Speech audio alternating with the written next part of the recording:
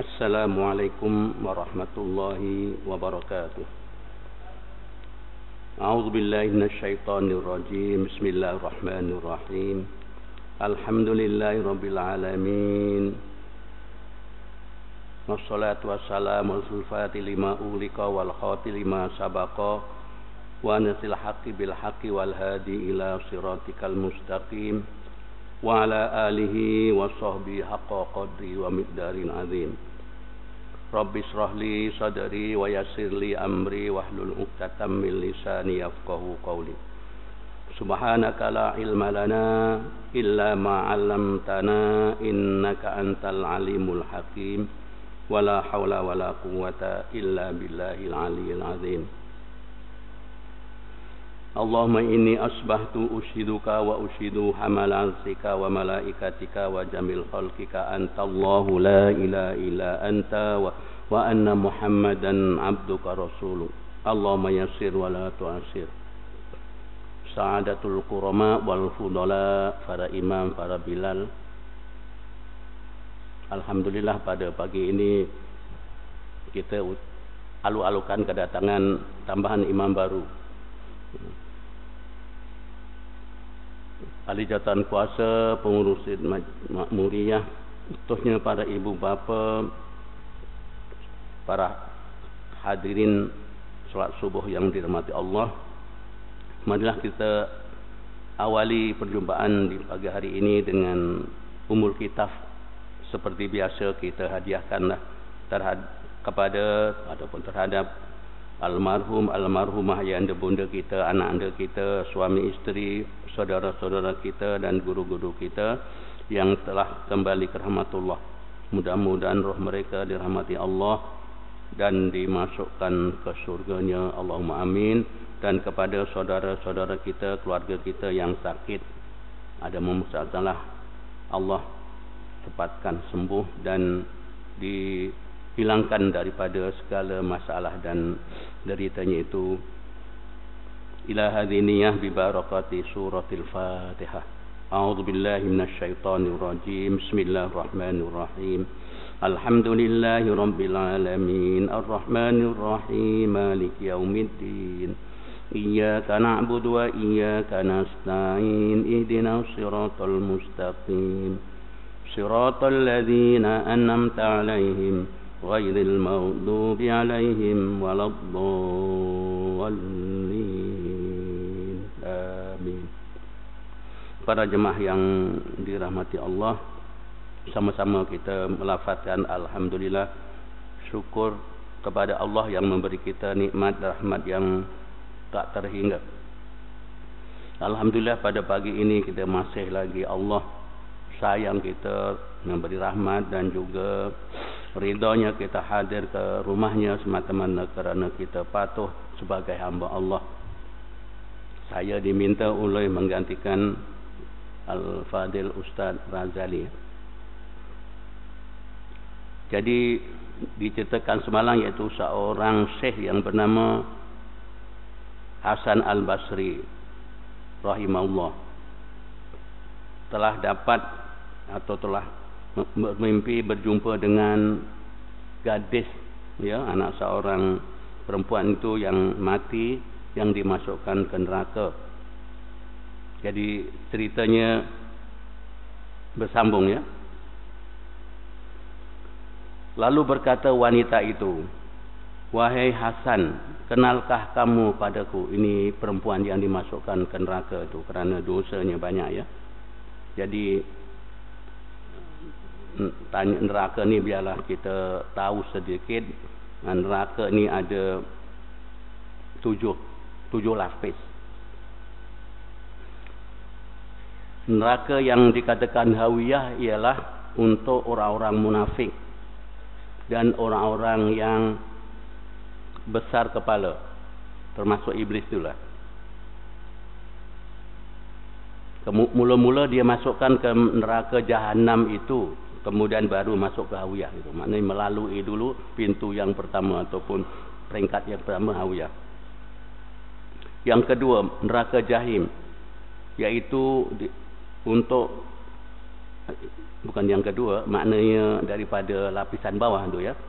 Orang musyrik ya dimasukkan ke neraka jahim.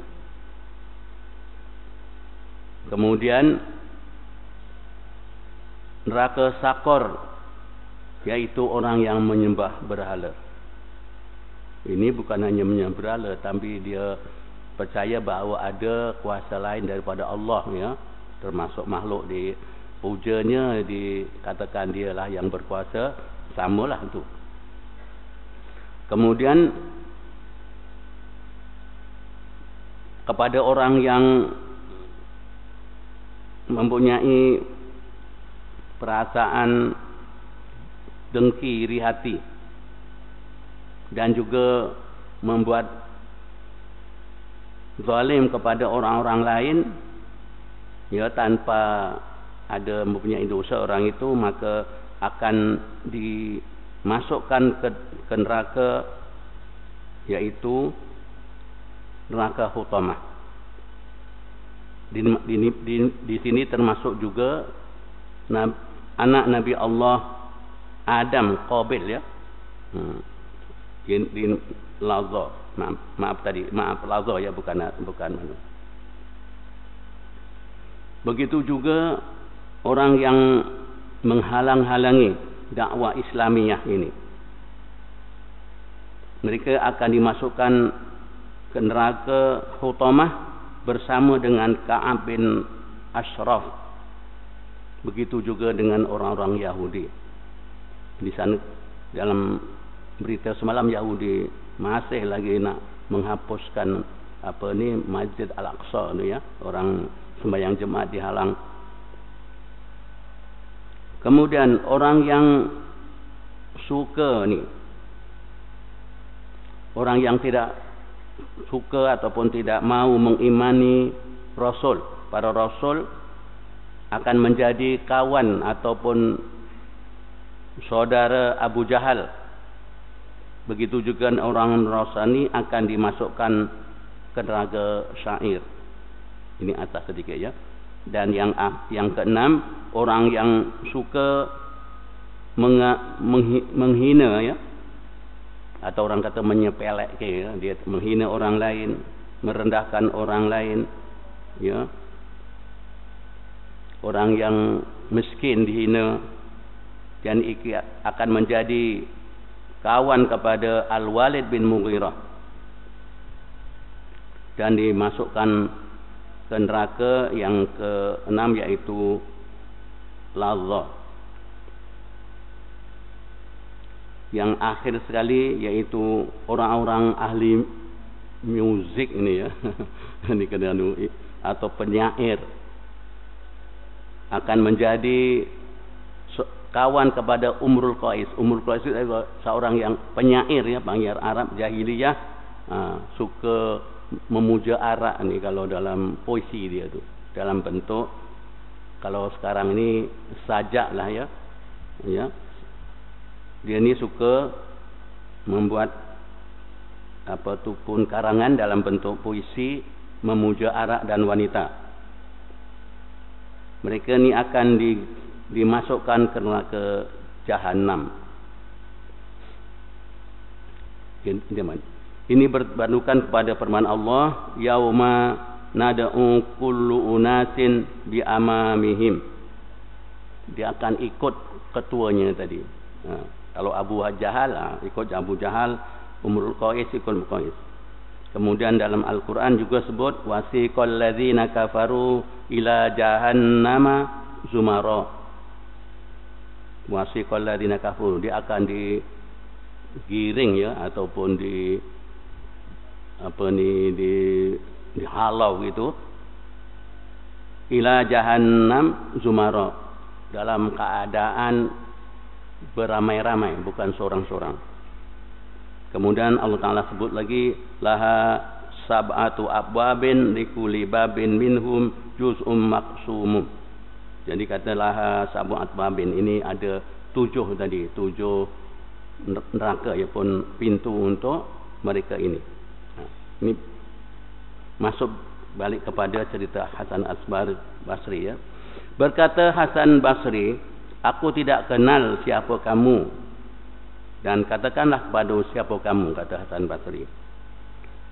Berkata wanita itu, iaitu anak gadis yang dimasukkan ke neraka tadi, aku anak perempuan yang Tuhan suruh membaca salawat untuk melihat aku dalam mimpi.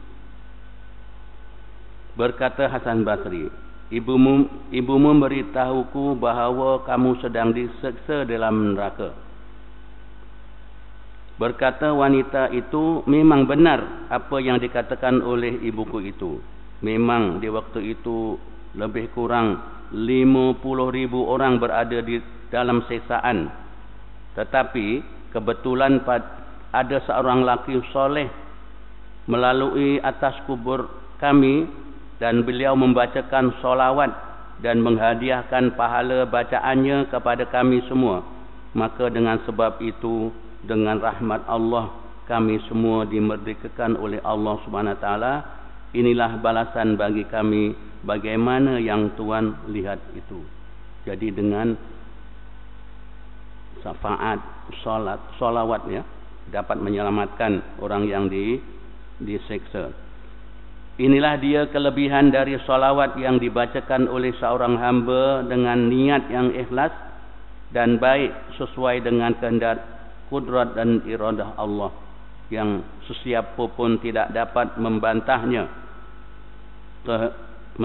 kehendaknya, akan tetapi berjalan 100% tanpa ada yang boleh menghalangnya. Itu adalah kuasaan Allah. Jadi begitulah ya, maknanya kita sebagai umat Nabi Muhammad, kita solawat. Tapi nak betul, solawat nak betul. Ni kadang-kadang ya, ada di antara kita ni ya, termasuk saya lah kalau kita ni ya, Allahumma salli ala Muhammad, salli, wa ala ali wa baraka wa sallam. Ada ke sana tu. Allahumma salli itu fil amar, wa sallama itu fi'il madhi, jadi tak tepat. Jadi Allahumma salli ala sayyidina Muhammad wa ala ali wa barik. Kalau salli wa barik wa sallim, nah dia fi'il amar, fi'il madhi juga. Kalau wa sallallahu ala sayyidina Muhammadin wa ala ali wa sahbi wa baraka wa sallama, baru betul. Ini biasa kalau kita kunutnya, ini kata-kata kunut ini ataupun doa tu. Jadi litang pukang lah. Jadi macam mana malaikat nak tulis ni? Dia salawat dah betul, tapi mengikut nahu ya, nahu bahasa Arab ni tak betul. Jadi saya ulang balik, kalau Allahumma sholli bil amar wa barik wa sallim ujungnya. Kalau wa sallallahu bil mudhari fi'il madhi, maka ujungnya wa baraka wa sallam. Kalau nak wa sallama pun boleh ya. Itu saja yang dapat sampaikan sebagai memenuhi ya kelapangan masa waktu subuh ini, dan kita mohon pada Allah amal kita yang sedikit ini Allah terima. Allahumma amin. Subhanakallahumma asyhadu an la ilaha illa anta astaghfiruka wa atubu ilaik. A'udzu billahi minasyaitonir rajim. Bismillahirrahmanirrahim. Wal 'asri innal insana lafi khusr illa alladhina amanu wa 'amilus solihati wa tawasaw bil haqq wa tawasaw bis sabr. Wabillahi taufiq wal hidayah wa ridha wal inayah. Assalamualaikum warahmatullahi wabarakatuh.